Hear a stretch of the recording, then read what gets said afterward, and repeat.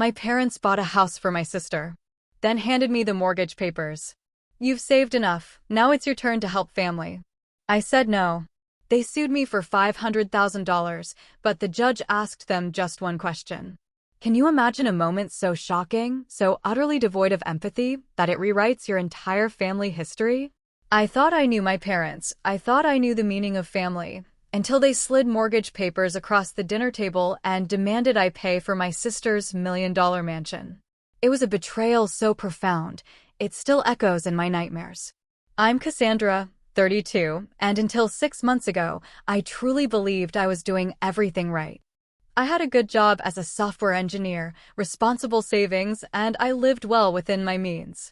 I've always been the responsible one compared to my younger sister, Allison, but nothing, and I mean nothing, prepared me for that Sunday dinner when my parents, Julia and Donald Wilson, smiled, slid those papers over, and said, "You've saved enough. It's time you help family." Growing up in Portland, Oregon, my parents had very clear expectations for me. From an early age, it was all about the value of a dollar. I got budgeting spreadsheets with my allowance when I was 10. If I wanted new clothes or to see a movie, I had to save for it. Summer jobs started at 15, first at the library, then an ice cream shop. My parents were proud, yes, but also relentless. Money doesn't grow on trees, Cassie, my dad would say, at least once a week, poring over my saving statements at the kitchen table. They pushed me to apply for every scholarship, and thanks to that, and my own grind, I covered 70% of my University of Washington tuition. For the rest, 2 part-time jobs. Ramen and campus meal plans were my gourmet. I graduated with minimal student loans, which I paid off in 3 years. Allison's experience? Dramatically different. 3 years younger, she seemed to exist in an alternate universe with the same parents. When Allison wanted new clothes, Mom took her shopping. School trip? Dad wrote a check, no questions asked. Her allowance came with no strings, no budgeting lessons, just cash. Your sister is more sensitive than you, Cassie, Mom would explain when I dared point out the disparity. Not everyone can be as naturally responsible as you. The sting of that phrase, naturally responsible, still lingers. It felt less like a compliment and more like an excuse for them to let Allison get away with anything. After college, I moved to Seattle. I climbed the ladder at a tech company, from junior dev to senior software engineer with a great salary. But my lifestyle? It stayed modest. Small 1-bedroom apartment. Reliable, used Toyota bought with cash. Lunch packed most days, dinner out a rare treat. Meanwhile, Allison's financial chaos continued. For college major changes, 6 years to graduate, all parent-funded. Then job hopping, never more than 8 months. Unfulfilling, disagreement with manager, finding herself on 3-month travel breaks. And my parents? Always there. Paying her rent, car payments, even a $15,000 credit card debt from designer clothes and Vegas trips. Allison is still figuring things out, Dad would say. Figuring things out for 10 years? I'd think. I loved my sister, but the double standard was infuriating. At family gatherings, she'd arrive in expensive new outfits, gushing about brunch or concert tickets, all while working part-time at a boutique that barely covered her gas money. It was baffling. Despite it all, I built my life. I worked hard, earned promotions, and slowly, meticulously, built my savings. After years of careful planning, I finally hit my goal, enough for a down payment on a modest condo in Seattle. Nothing fancy, but it would be mine, and the mortgage would be less than my rent. I was ecstatic, so incredibly proud of this achievement. When I got the dinner invitation to my parents' house that Sunday in April, I thought maybe, just maybe, they wanted to celebrate my home buying plans. I'd mentioned it briefly, and while they hadn't seemed thrilled, I hoped they'd surprise me with support.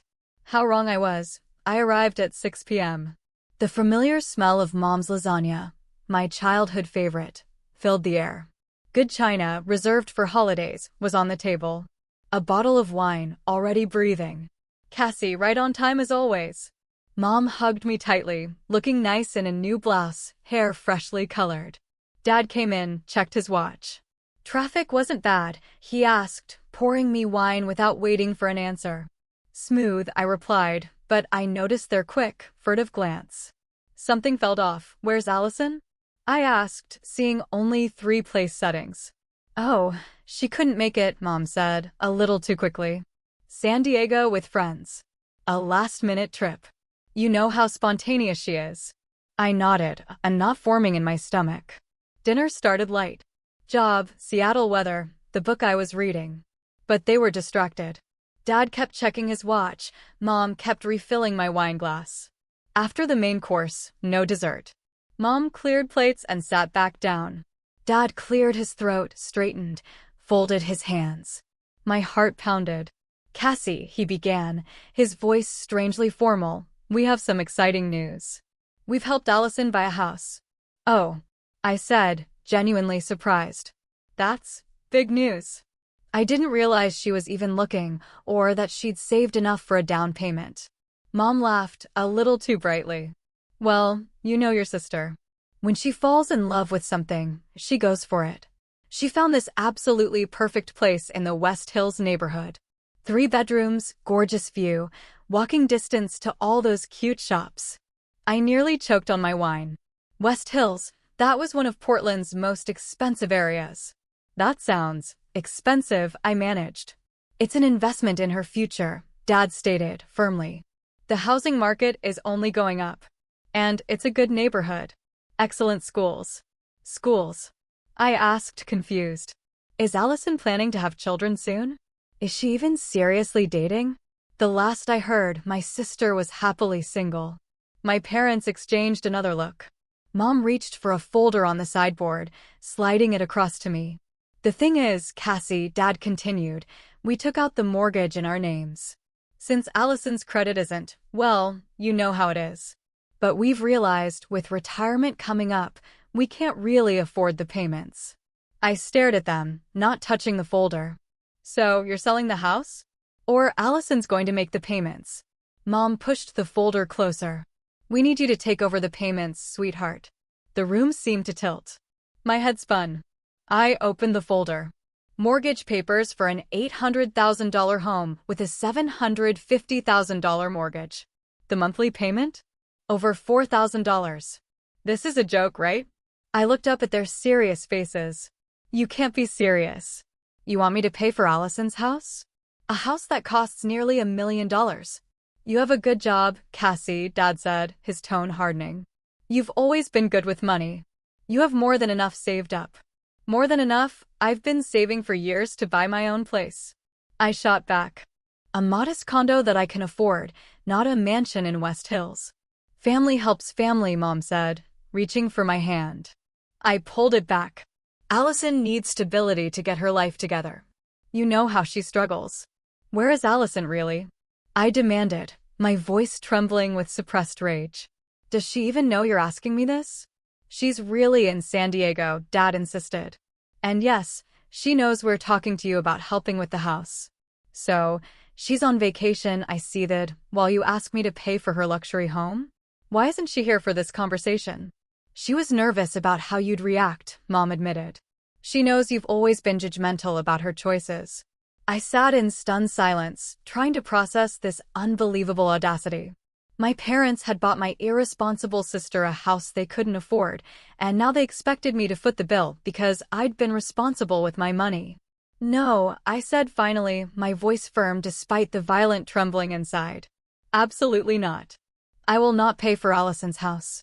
Cassandra Marie Wilson, my father boomed, using my full name, just like when I was a child in deep trouble.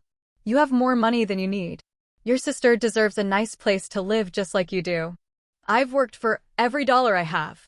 I shot back, my voice rising. I've saved and sacrificed for years. Allison has never held a job for more than 8 months. She's never saved a dime in her life. That's not fair. Mom protested, tears welling. Your sister has different strengths. Not everyone is good with money like you are. Being good with money isn't some innate talent, Mom. I retorted, tears now blurring my own vision. It's about making responsible choices, day after day, year after year.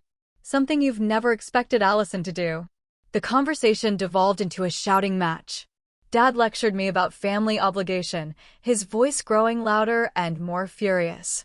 Mom started crying, saying I'd always been jealous of this special bond she shared with Allison. They brought up every favor they'd ever done for me, conveniently forgetting my decades of self-sufficiency while they bankrolled my sister's every whim. If you don't help your sister, Dad finally threatened, his face red with rage, you're not the daughter we raised you to be. I stood up, shaking with anger and disbelief. Maybe I'm not, I spat. Maybe I'm better than that. I walked out. No dessert. The mortgage papers still sat untouched on the table, a monument to their delusion. For 3 days, I ignored all their calls and texts. There were many, each more guilt-laden than the last. Your sister is heartbroken. We raised you to care about family. After all we've done for you. I threw myself into work, trying to process the sheer audacity. Had they always seen me as nothing more than a financial resource for Allison? Had they been planning this all along, encouraging my responsible habits just so they could eventually tap into my savings? The thought was sickening. On the 4th day, there was a knock. Through the peephole, I saw Allison, her eyes puffy, as if she'd been crying. Against my better judgment, I let her in. Cassie, please, she started, the moment the door closed. You have to help me. I love this house so much, and I had no idea Mom and Dad were going to ask you to pay for all of it. I thought they were just going to ask you to help a little bit. She looked around my small apartment with barely disguised disdain. It's not like you're using your money for much anyway. You live like you're still in college. I live within my means, I corrected her, my voice dangerously low. And I've been saving to buy my own place. But you could still help me and do that. Allison insisted. You make so much money at your fancy tech job. Something in her phrasing clicked. Wait a minute, I said, a terrible realization dawning. You said you had no idea they were going to ask me to pay for all of it. So you didn't know they were going to ask me for money. Allison's face flushed crimson. Well, I mean, we talked about it a little. You were in on this from the beginning, I stated, the accusation hanging heavy in the air. Not the whole mortgage. Allison protested. Just, help out until I get on my feet. Find a better job. Allison, I sighed, the exhaustion suddenly overwhelming me. You've been getting on your feet for 10 years. When are you actually going to stand on them? Our argument escalated. She stormed out, slamming my door so hard my neighbor poked his head out to check if everything was okay. That evening, I finally answered my parents' call, determined to set the record straight. Cassandra, my father began, formally, we need to discuss the situation with your sister's house. There is no situation, I replied, my voice steady despite my racing heart. I'm not paying for Allison's mortgage. End of discussion. We've already put down a substantial down payment, Mom chimed in, her voice shrill. We took it from our retirement fund because we believed you would help with the monthly payments. So, I countered, you made a massive financial decision based on money I never offered or agreed to give. That's not my responsibility to fix. We're family. Dad insisted, the familiar refrain. Family takes care of each other. Funny, I shot back, how that principle only applies when Allison needs something or when you need something for Allison. It never applied when I was working 2 jobs in college or eating ramen 5 nights a week to pay off my student loans. The conversation devolved, again, into accusations and guilt-tripping. Their tone grew increasingly hostile as they realized I wasn't going to cave. You'll regret this selfishness. Dad finally threatened before hanging up. A week later, my phone rang. It was Aunt Eleanor, my mother's sister from Eugene. Cassie, honey, what's this I hear about you refusing to help your sister? She asked, without preamble. I explained everything, bracing for another lecture. Those fools. Aunt Eleanor sighed instead. I told Julia this was a terrible idea. Did you know they emptied their retirement accounts for Allison's down payment? Nearly $300,000 gone. At their age. The revelation stunned me. My parents, in their early 60s, had decimated their retirement savings for Allison's house. And now they expected me to take on an additional financial burden to fix their spectacularly poor decision. Over the next few weeks, the family divide grew. Relatives took sides. Most supported my parents and Allison. I received passive-aggressive emails from cousins I hadn't spoken to in years. My grandmother called to tell me she was disappointed in my selfish attitude. Only Aunt Eleanor and Uncle Philip stood by me, understanding the unreasonable position my parents had put me in. Concerned, I met with a financial advisor, Gabriela Martinez. She listened with increasing alarm. You need to protect yourself legally, Gabriela advised. Given how determined your parents seem, I wouldn't be surprised if they try something else to get your money. I thought she was being paranoid. 3 days later, a certified letter arrived. My hands shook as I opened it. Legal papers. My parents were suing me for $500,000. Their claim? That I had verbally agreed years ago to help with family expenses in return for their investment in my education and future. They claimed my entire financial success was contingent on their support, and therefore I owed them recompense. It was a lie. A complete fabrication. But there it was, in black and white, with a court date just 6 weeks away. The panic attack hit me the moment I finished reading. My chest tightened. My vision blurred. I couldn't catch my breath. I slid down the wall, the papers clutched in my shaking hand, gasping for air, fighting waves of dizziness. When I could finally breathe, I called in sick for the first time in 3 years and spent the day researching attorneys. By afternoon, I had an emergency appointment with Lawrence Thompson, a family law specialist. Lawrence's office was small, professional, lined with law books. He was an older man, salt and pepper hair, reading glasses perched on his nose. He reviewed the lawsuit documents while I sat, a bundle of raw nerves. This is, he began, pausing, removing his glasses to rub his eyes, quite frankly, one of the more absurd lawsuits I've seen in 30 years of practice. But absurd doesn't mean harmless. Even frivolous lawsuits can be dangerous if not properly defended. So, they can't really win, right? I asked, trying to keep the desperation from my voice. It's highly unlikely, he confirmed. Their claim that you verbally agreed to financial support is difficult to prove without documentation. However, he cautioned, family court can sometimes be unpredictable, especially when emotional appeals are involved. We need to build a strong defense. Over the next few days, a disturbing discovery came to light. My parents had falsified documents. They'd created backdated emails and letters where I supposedly acknowledged a debt to them for raising me and putting me through college. These are completely fake. I told Lawrence, staring in disbelief at the documents he'd received through discovery. I never wrote any of these. I suspected as much, Lawrence replied grimly. The good news is that forgery will completely undermine their case. The bad news is that your parents have just committed fraud, which could have serious consequences for them. The realization that my own parents would go so far as to commit forgery to take my money left me numb. What had happened to the people who raised me? Who taught me right from wrong? Were they always capable of this? Or had their devotion to Allison corrupted them so completely? I threw myself into preparing our defense. I gathered bank statements showing I'd supported myself since college. Old emails, thanking them for birthday gifts, but clearly indicating all financial support had ended after high school. I even found my college financial aid records, proving my education was funded primarily through scholarships and my own work, not parental support. The process took a toll. I developed insomnia, lying awake, replaying my childhood through this new, horrifying lens of betrayal. My appetite disappeared. I lost 7 pounds in 2 weeks. At work, I made careless mistakes, drawing concerned looks from my manager. My coworker Heather noticed. Over sandwiches I mostly picked at, I confided in her.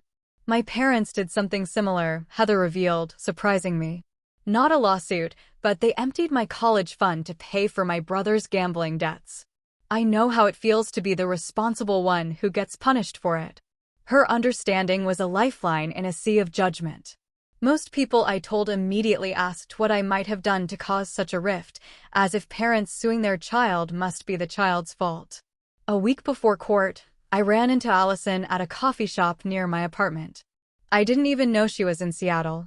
She was wearing expensive new boots, carrying a designer handbag that probably cost more than my monthly rent.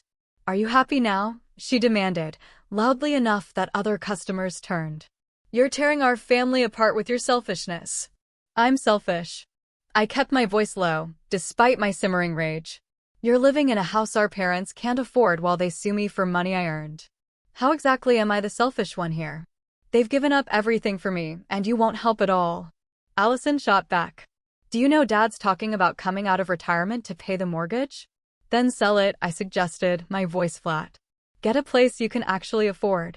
I'm not selling my dream home just because you're being stingy, she snapped. I deserve that house. I deserve nice things too, Cassie. Deserving has nothing to do with it, I countered. It's about what you can afford. I can afford it if you help, she insisted, as if this logic made perfect sense. I left the coffee shop, shaking with anger. But the encounter provided one important piece of information. Allison had already moved into the house. Despite the uncertain mortgage situation, she was counting on winning the lawsuit or wearing me down. The day of the first court appearance arrived. I dressed in a conservative navy suit, low heels, my hair pulled back. Lawrence advised me to look professional, not flashy, to counter any narrative about my frivolous spending. Walking into the courtroom and seeing my parents at the opposite table was surreal. Mom wouldn't meet my eyes. Dad stared at me coldly. They looked like strangers. Not the people who'd raised me, taught me to ride a bike, bandaged my scraped knees. Judge Catherine Martinez was a no-nonsense woman in her 50s. She studied both parties critically before calling the court to order. Her initial questions immediately revealed her skepticism. Let me understand this correctly, she said, reviewing documents. The plaintiffs, Mr. and Mrs. Wilson, are suing their daughter for $500,000 based on an alleged verbal agreement made when she was, how old? A college student, Your Honor, my parents' attorney, Benjamin Russell, answered smoothly. And this agreement was never put in writing? The judge asked. It was a family matter, Your Honor, a matter of trust between parents and child. Judge Martinez's eyebrow rose slightly. I see. And the defendants have submitted evidence that these supposedly supporting emails are forgeries. We dispute that characterization, Benjamin replied smoothly. There may be some confusion about dates and content. Confusion, the judge repeated dryly. About who wrote the emails and when. Interesting choice of words, counselor. The first day made it clear this wouldn't be simple. My parents' attorney painted me as an ungrateful daughter who had benefited from their sacrifices only to abandon them. Lawrence methodically presented evidence of my financial independence and the falsified documents. By day's end, Judge Martinez seemed increasingly troubled. Before adjourning, she looked directly at my parents. I have one question I'd like the plaintiffs to consider before we continue tomorrow. Did you ever consider your daughter might have her own financial goals? My father answered without hesitation. She has more than she needs. Allison needs it more. The judge made a note, her expression unreadable. We'll resume at 9 tomorrow morning. The courtroom felt colder on the second day. I sat rigidly beside Lawrence, avoiding my parents' gaze. Benjamin Russell arranged papers with a confidence that worried me, despite Lawrence's assurances. Judge Martinez entered, her face giving nothing away. We'll continue with testimony. Plaintiff's counsel, call your first witness. Benjamin called my father. Donald Wilson took the oath, looking distinguished in his best suit. He spoke clearly, confidently, about how he and my mother had invested everything in my future. We made sacrifices so Cassandra could succeed, he testified. We drove an old car so she could have the best educational opportunities. We took her to museums and science camps. We paid for advanced math tutoring. Benjamin guided him through a narrative that made my entire childhood sound like an expensive training program for my future earning potential. And was there an understanding about how this investment would be repaid? Benjamin asked. Absolutely, my father answered without hesitation.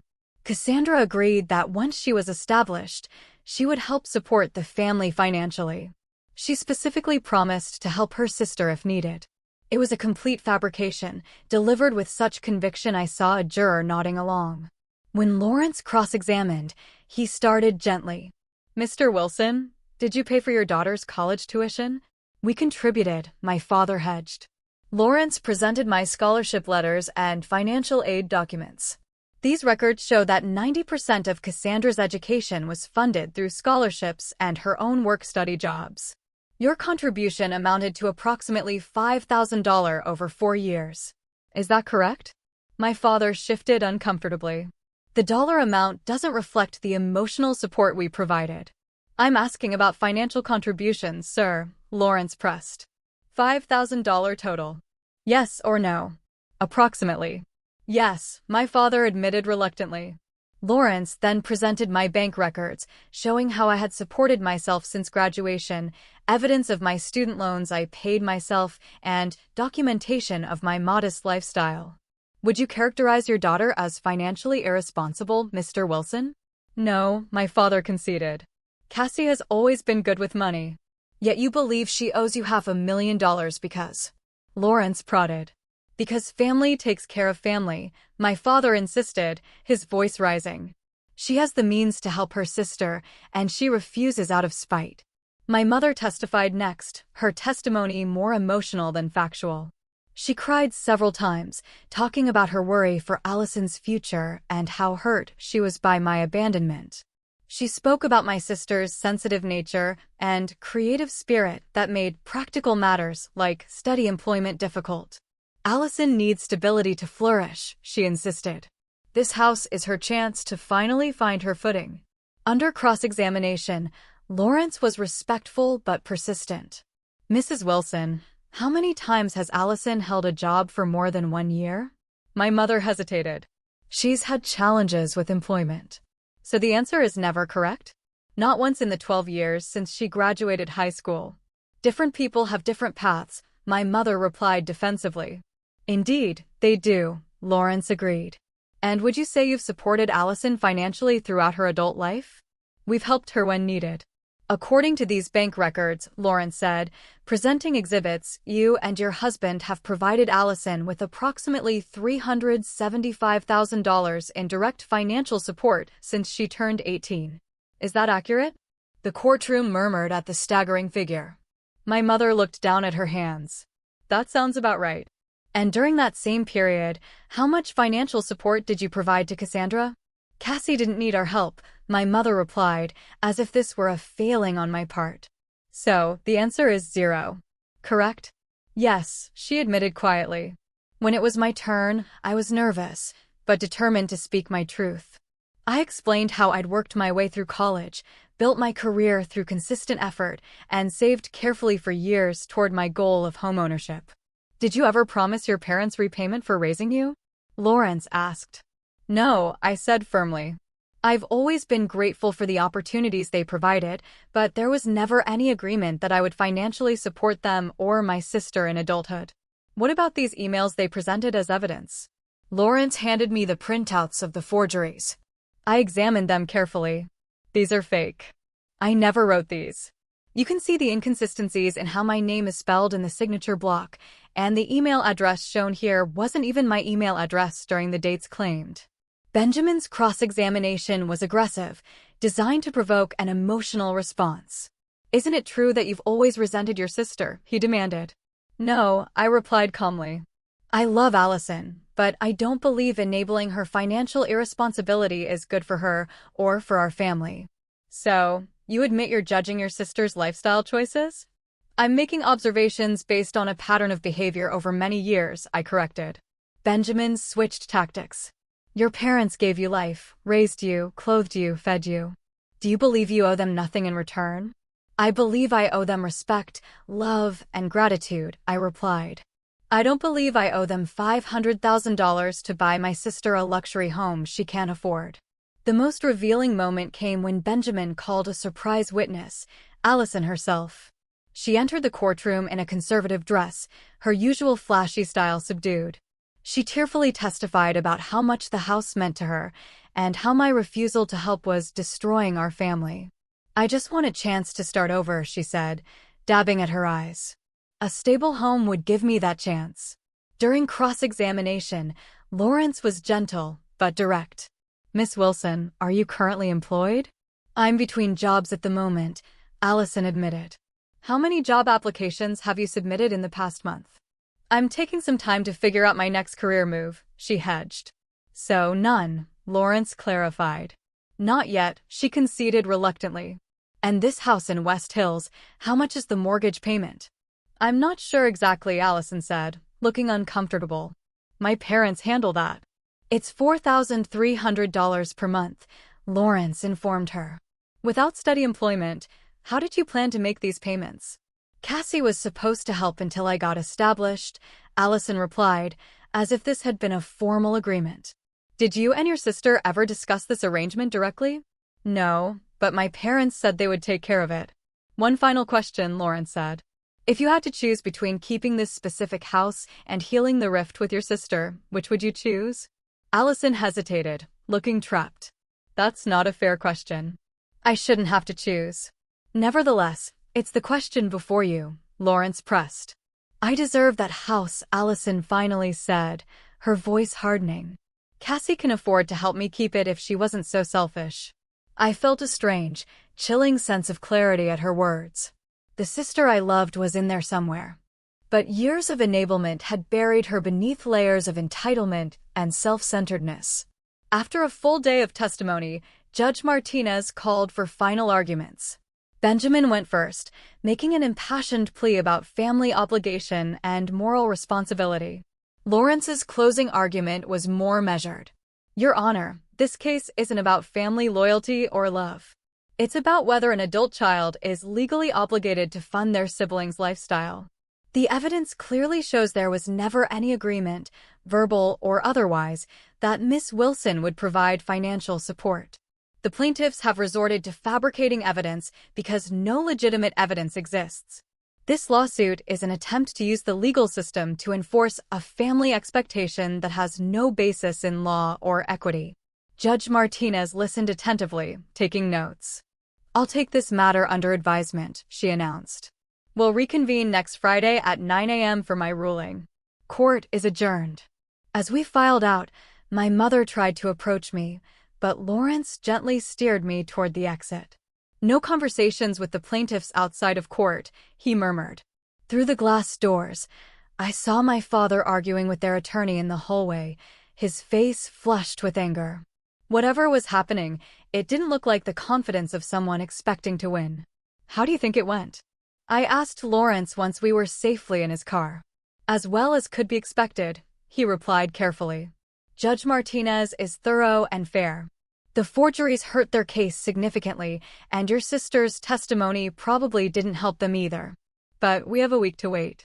Try to focus on your normal routine if you can. Normal routine, as if anything could ever be normal again. The week waiting for the verdict was the longest of my life. I returned to work, but I might as well have been a ghost haunting my desk. My mind constantly replayed the trial, analyzing every word, every reaction from the judge. When my manager, Francis, asked if everything was okay, I finally broke down and told him about the lawsuit. Take whatever time you need, he said, surprising me with his understanding. Family issues are the hardest. My performance was suffering. I made coding errors I would normally catch immediately. In one team meeting, I completely zoned out and had to ask my colleague to repeat a question 3 times. Sleep became a distant memory. I'd lie awake until 3 or 4 a.m., then drag myself through the day on caffeine and anxiety. My apartment, usually neat, devolved into chaos. On Wednesday, 3 days before the verdict, I finally accepted I needed help. I called a therapist Heather had given me, Dr. Victoria Chin, and got an emergency appointment. Dr. Victoria's office was warm, inviting. She listened without judgment as I poured out the whole sordid story. What you're experiencing is a form of betrayal trauma, she explained. When the people who are supposed to love and protect you become a source of harm, it shakes your entire foundation. Your reaction is completely normal. Will I ever be able to trust them again? I asked, my voice raw. Or anyone? That's something we'll work through together, she promised. But right now, let's focus on getting you through this immediate crisis. That evening, I received an unexpected text from Allison. I didn't know they were going to sue you. I swear. It was the first hint of remorse she'd shown. I wasn't ready to respond, but I saved the message. Maybe there was still a glimmer of my real sister underneath all the entitlement. Friday morning arrived with a sense of inevitability. I dressed carefully in a simple black dress, minimal makeup, and met Lawrence at the courthouse early. Whatever happens today, he told me, remember that you stood up for yourself with dignity and truth. That counts for something. The courtroom was more crowded than I expected. My parents sat with Benjamin, Dad looking confident, Mom nervously twisting a tissue. Allison wasn't there. But several other relatives sat behind my parents, including my grandmother and 2 aunts. On my side, the bench was empty until the last minute when Aunt Eleanor and Uncle Philip slipped in, followed by Heather. Their presence brought an unexpected lump to my throat. Judge Martinez entered, her face impassive. We rose, then sat. She arranged her papers, put on her reading glasses, and began.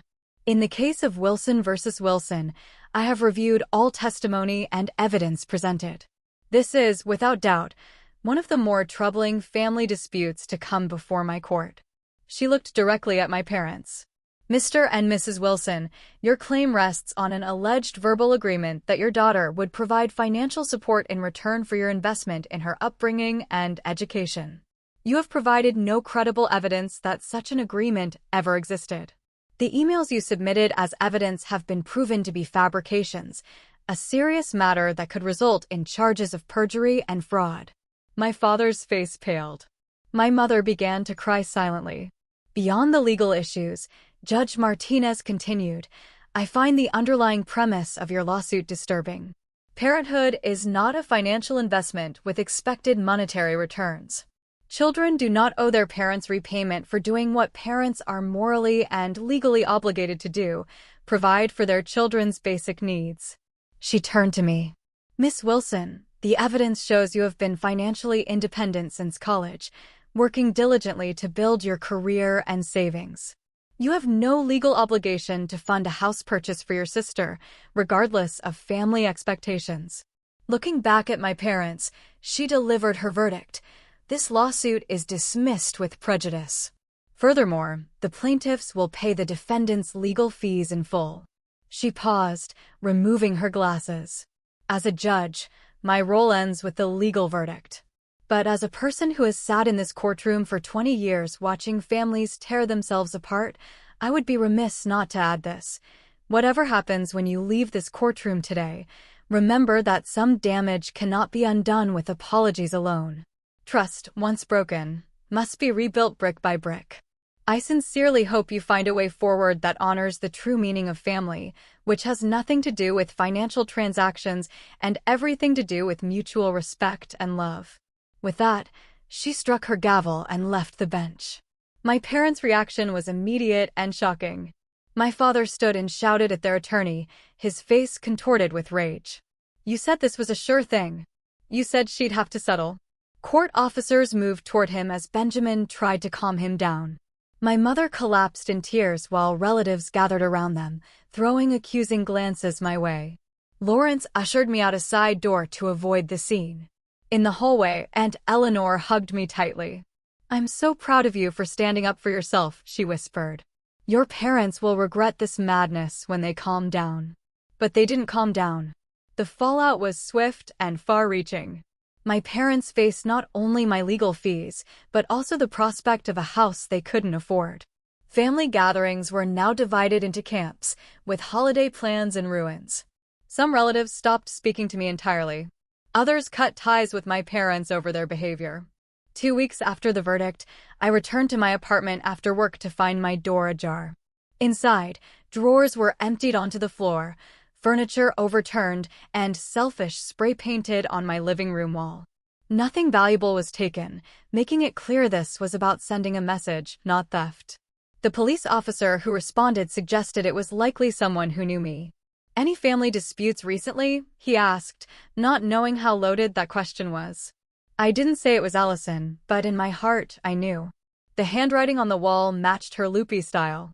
And who else would be this angry? After filing a police report, I stayed with Heather for a few nights while my landlord repaired the damage. I considered a restraining order, but couldn't bring myself to take that final step against my own family, despite Lawrence's strong recommendation. A month after the verdict, Aunt Eleanor called with news. Your parents are selling their house, she told me. The mortgage on Allison's place, plus the legal fees, had pushed them to the brink of bankruptcy. They're downsizing to a condo. What about Allison's dream house? I asked, unable to keep the bitterness from my voice. On the market as of yesterday, Aunt Eleanor replied. They're using the proceeds to pay off their debts. Allison is furious, of course. She's staying with your cousin Patricia for now. I felt no satisfaction, only a hollow sadness for what my family had become. The house that had torn us apart would soon belong to strangers, while the real damage remained. 6 months passed.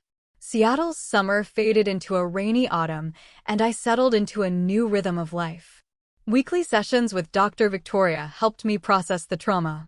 At first, I talked about little else, reliving the betrayal and anger in an endless loop.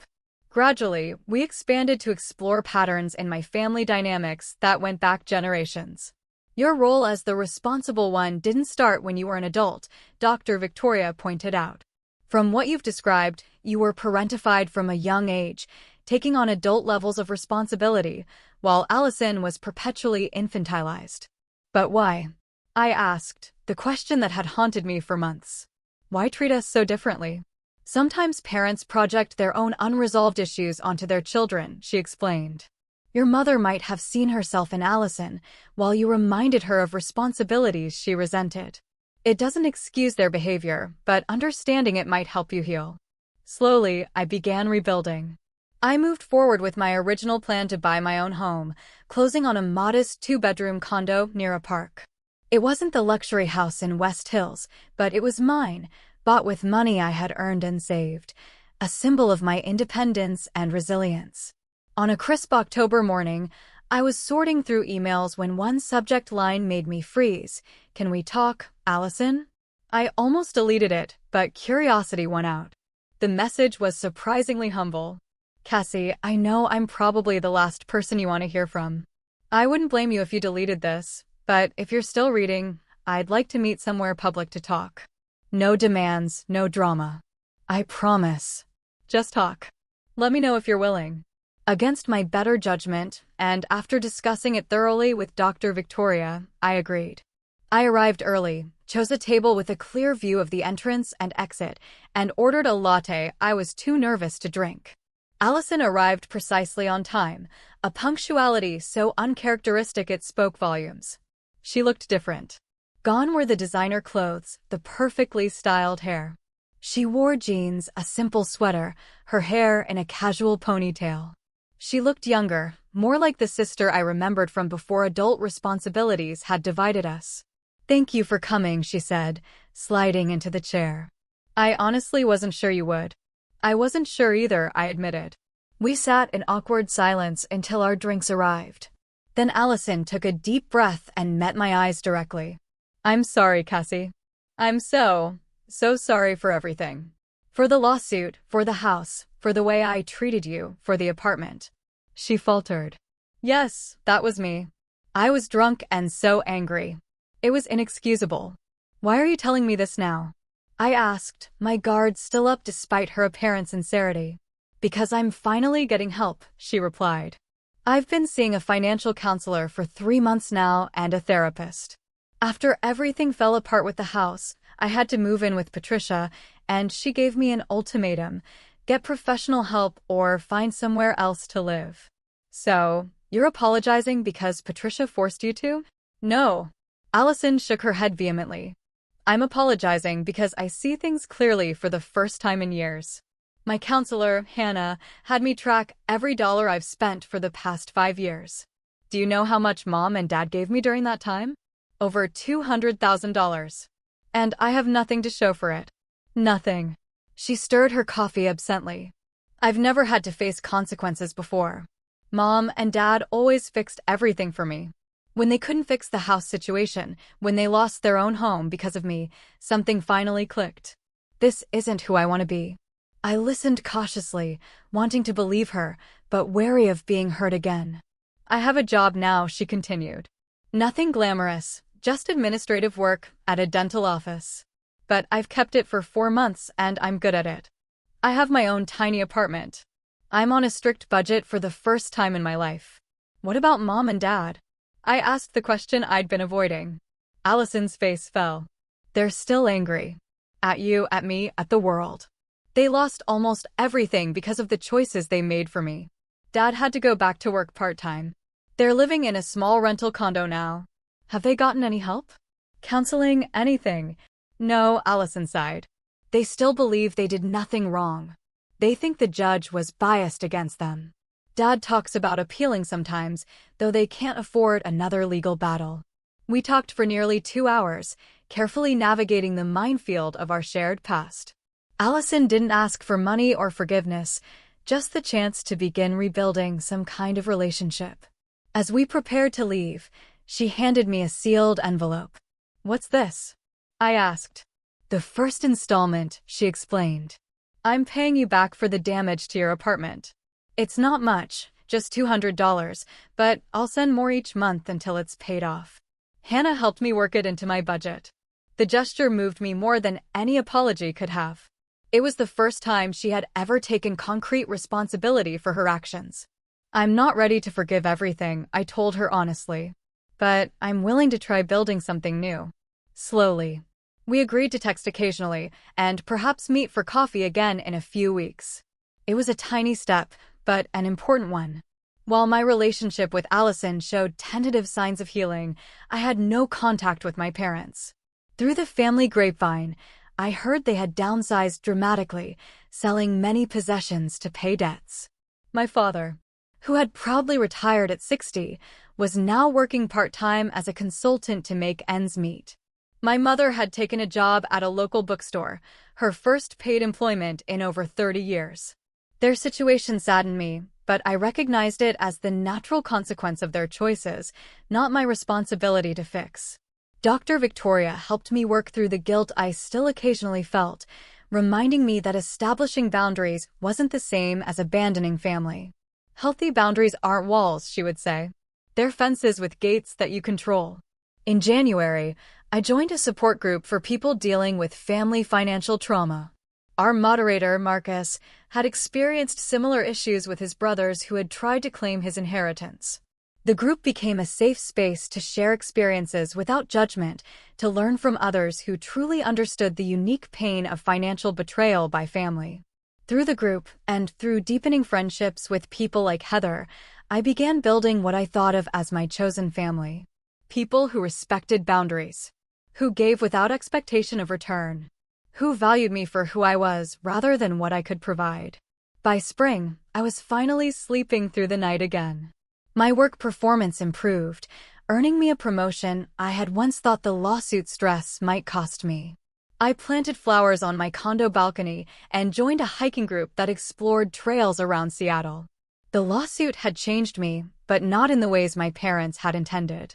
Instead of draining my resources to enable my sister, it had strengthened my resolve to live authentically and set healthy boundaries. I began volunteering once a month at a community center, teaching basic financial literacy to young adults, turning my painful experience into something that might help others avoid similar situations.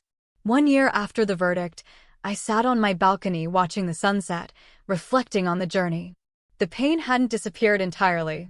I still felt a pang when friends talked about their holiday plans with family or shared stories of supportive parents.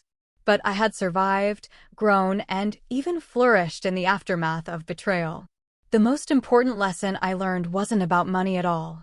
It was about defining family on my own terms, about recognizing that love without respect isn't really love at all, and about the power of standing firm in your truth, even when those who should support you the most are trying to tear you down. Family wounds heal slowly, if they heal at all. But I found peace in accepting that some relationships may never be restored to what they once were or what I imagined them to be. The space that acceptance creates allows room for new connections, new definitions of family, new ways of giving and receiving love that don't come with price tags attached. Have you ever had to stand up to family pressure over money or expectations? I'd love to hear your stories in the comments below. And if my journey resonated with you at all, please like this video and subscribe to the channel for more real-life stories about navigating difficult family dynamics. Remember, setting boundaries isn't selfish. It's necessary for your well-being. Thank you for listening, and I wish you strength on your own journey, whatever it may be.